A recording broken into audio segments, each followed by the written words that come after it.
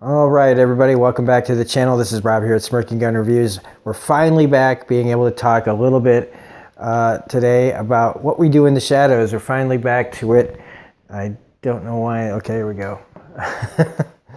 We're finally back to what we do in the shadows. We're doing season 1, episode 4.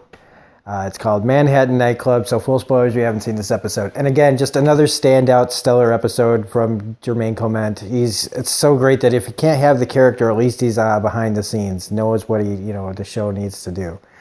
So in this, we're talking about trying to get their vampire territory moved up from 2 streets to, they want to make a deal with Manhattan. They got to deal with the Simon the Devious in Manhattan, played by Nick Kroll.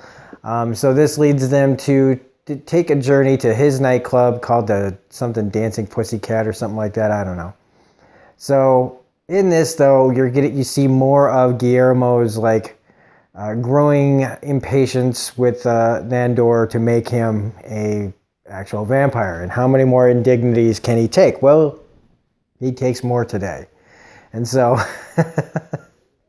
it's just about it's run its course. This spinning him around every word out of his mouth is like, oh, I'm like a vampire. And he's like, no, you're not. He's always just knocking him down. And then we get to find out that cursed hats are a thing. So Laszlo's got a hat that's made out of like a witch's skin or something like that. And he takes it everywhere, at this special occasions.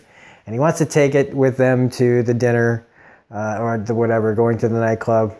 And this is just a great running gag. I mean, there's not really that much to this episode except to see what the hat's going to do next. So it's like immediately his familiar is crushed by a bookcase. Then he falls through the floor. And then the worst thing for them happens is that Mark Proch's energy vampire hears that they're going to Manhattan and now wants to come with. So that's to them is like worse than the hole in the floor. It's the fact that now they got to bring him along. I also really like how they get there. Like Laszlo and Nadia take a cab, but Nandor and the energy vampire and God, I can't remember his name all of a sudden. And Guillermo are in a rowboat. He's so like part of his time. It's so hilarious. But they actually get there before them, which is crazy because, cursed hat, bad. You can't. The hat's causing all this to happen. He gets his coat stuck in the door and gets dragged down the street twice, and the hat moved. So. It's just a funny, creepy running gag. But they get to the club and we meet Simon the Devious, played by Nick Kroll, who's, I like him fine. I think Nick Kroll's funny. I think he's just a lot of hit and miss when he's just typecast as that kind of certain shtick he does.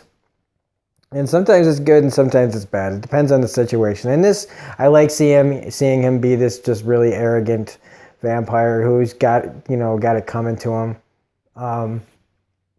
We also meet the familiars, more familiars in this bathroom, this floor where people just piss in buckets and stuff. So you can see the level of respect that these people have. But that Guillermo's been a familiar for 10 years, and that doesn't happen. You've got a bad vampire, that kind of thing. And they can make cats familiars too, apparently. So even a cat's got probably more, station than Guillermo does. I like that. So they finally give Simon the Devious wants the hat because of course he does, and they give it to him. And as they're leaving, the whole place fucking blows up. So. And Nandor goes to try to apologize to Guillermo for almost letting a vampire earlier drink him. And he basically was saying, sorry. And I realize that that's it. I mean, they find the hat and he gets it back and it almost kills Guillermo. And I know that this isn't a long review by any means. It was kind of a quick episode. The laughs are pretty good. I always like more of the energy vampire to show up, but the only other thing we have is the girl came back to life with the whole thing with the chick not noticing she's dead, trying to pronounce the medicine's name was great. So anyway, we will be back more with episode 5 at some point here, but I just wanted to get this out there so that people knew I wasn't giving up on what we do in the shadows. So this is Robin Smirking Interview saying if you liked it, hit the like button, comment, share, subscribe, all that jazz. Hopefully this show gets a second season, and we'll be back with more content later. Have a great night.